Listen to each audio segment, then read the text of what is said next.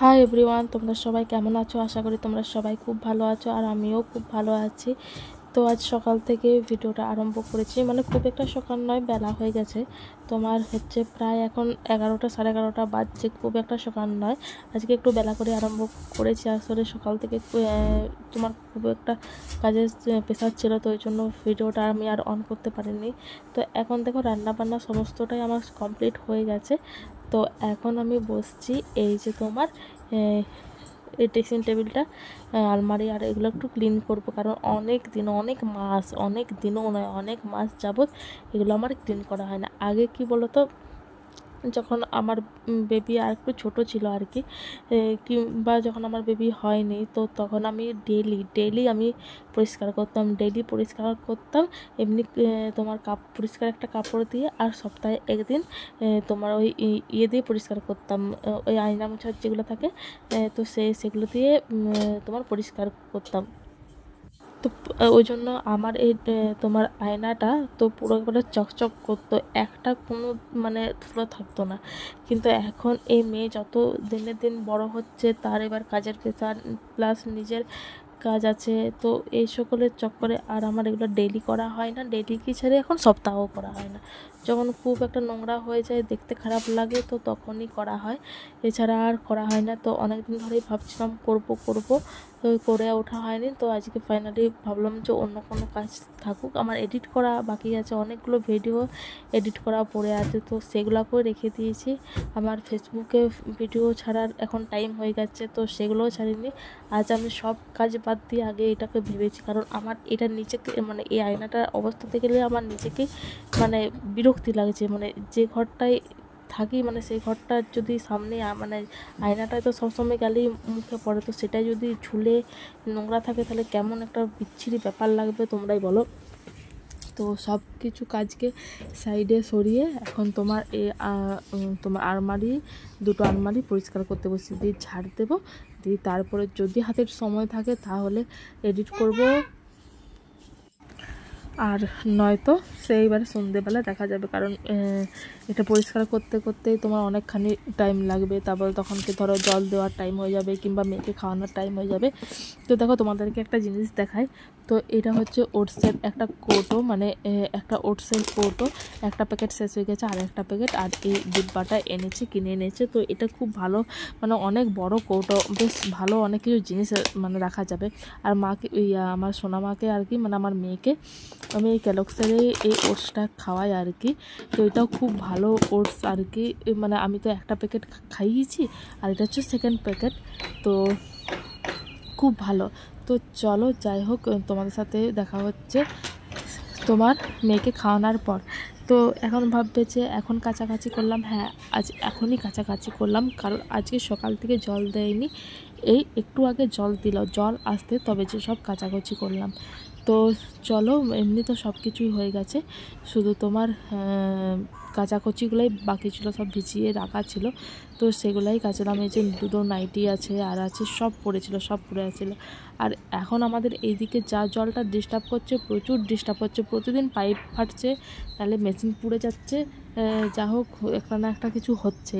তো মানে জলটার জন্য এত টাইমে সমস্যা হচ্ছে না, মানে সে মানে অটাইমে জল দিচ্ছে, আর সব কাজ যেন লন্ডভন্ড হয়ে যাচ্ছে। তো যাই হোক, মেলে দিই।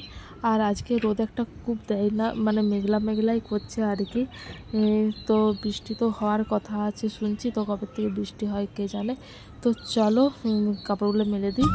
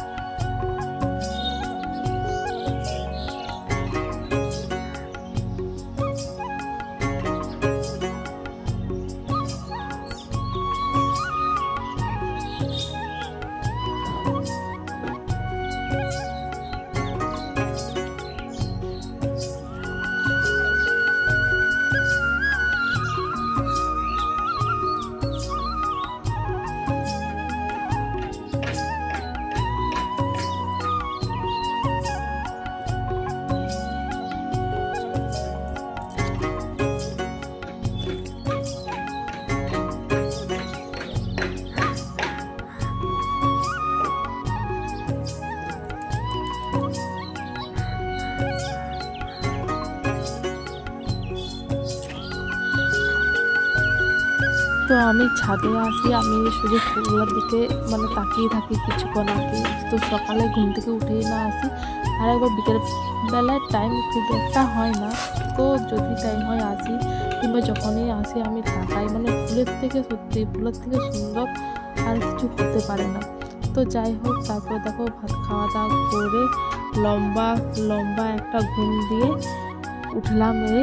তো চলো, দুপুরবেলা একটু না ঘুমালে আমার হয় না, মানে ঘুমটা যেমন তেমন ঘুমোই বা না ঘুমোই, তোমার একটু আমাকে শুতে হবে, না শুলে আমার ভালো লাগে না, মানে গাটা কেমন ভারী হয়ে যায়, মানে একটু শোয়া অভ্যাস, তো তোমাকে একটু শুতেই হয়, না ঘুমালেও শুতে হয়। খুব একটা আমি যে দুপুরবেলায় ঘুমোই তা নয়, কাজ করি কিন্তু আমি শুই।